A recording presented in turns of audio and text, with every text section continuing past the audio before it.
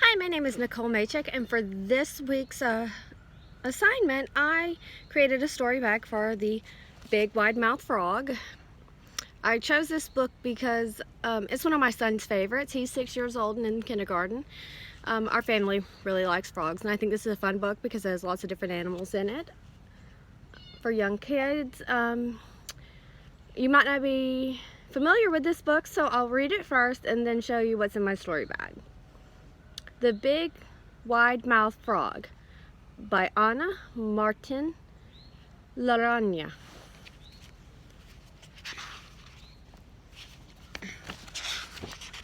Sorry. The Big Wide Mouth Frog. Once there was a big wide mouth frog with the biggest, widest mouth you ever did see. And one day, the big wide mouth frog hopped off to see the world. The first creature he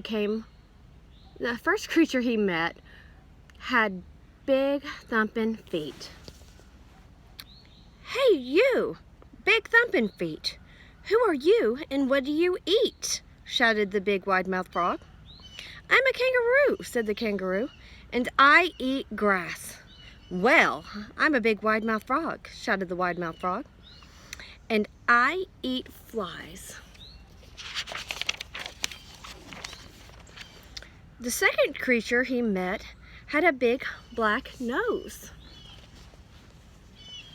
"Listen, Mr. Big Nose, who are you and what do you eat?" shouted the wide mouth frog. "I'm a koala," said the koala, "and I eat leaves." "Well, I'm a big wide mouth frog," shouted the wide mouth frog, "and I eat flies." The third creature he met was hanging upside down. "Oh there, upside down creature, who are you and what do you eat?" shouted the wide mouth frog. "I'm a possum," said the possum, "and I eat blossoms." "Well, I'm a big wide mouth frog," shouted the wide mouth frog, "and I eat flies."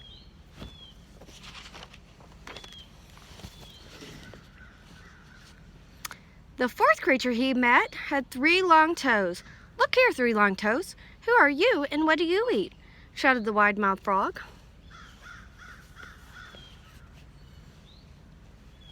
"I am an emu," said the emu, "and I eat grasshoppers."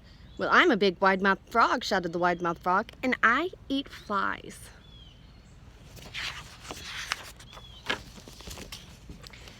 Then the wide mouth frog met a creature stretched out on the riverbank like a knobby brown log.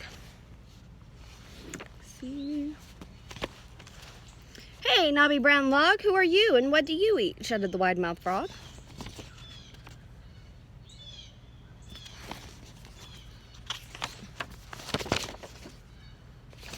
The knobby brown log opened her mouth in a slow, wide, lazy smile.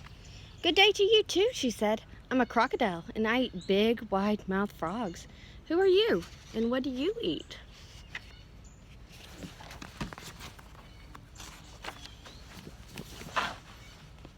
"Me?" whispered the wide mouth frog, puckering his mouth into the smallest, narrowest mouth you ever did see. "I'm just a small, narrow mouth frog, and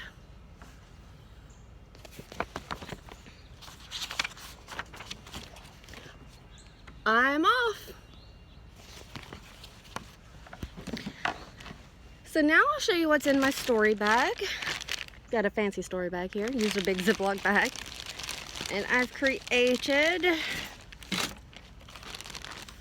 some little puppets on popsicle sticks.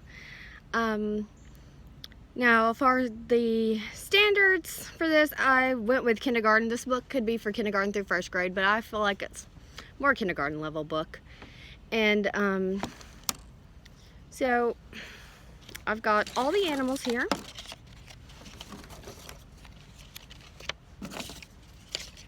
The big wide mouth frog and all his friends that he met along the way. Running out of hands. And then I've got the food that they prefer. Blossoms for possum, flies for the big mouth frog, leaves for the koala, grass for the kangaroos, grasshopper for the emus, and of course big wide-mouthed frogs for the crocodile. And my idea with this was either you can use them for storytelling and the original telling of the story, but also the students would be able to retell the story, which is part of the Common Core standards for kindergarten, being able, when prompted, to retell the story. And I made it so that you can take his wide mouth off so he can be the small narrow-mouthed frog at the end. Also, another good thing with this is they are supposed to be able to identify characters from the books, which they can with this. Also be able to describe the characters and answer questions about the books. So these guys can be used for multiple things. Like I said, the retelling. You can ask questions like, what did Mr. Koala like to eat? Or what was the first thing that the big wide-mouthed frog noticed about the possum? Also in line with the asking questions and answering questions, I created this with the animals on this side. I used real pictures of all the animals from the story. So the crocodile, the possum, and this is an Australian possum, not an opossum like we have here in the United States. A wide-mouthed frog, a kangaroo, a koala, and an emu. And then all their foods on this side. And I also included a dry erase marker, so the students can take the dry erase marker and match the animals to their preferred foods, like so, and then it easily wipes clean after use. Also, I included this little thing that can also be used with a dry erase marker, because I think it helps students when you kind of tie in the book to their own lives. So what this says is, after you found all the animals' favorite foods, what do you like to eat? Write and draw what you like to eat below. And they can draw whatever they want there. So I tried to make things that met multiple standards for the Common Core, retelling the story, answering questions about the story, identifying characters in the story, and I think that's about it. Thank you.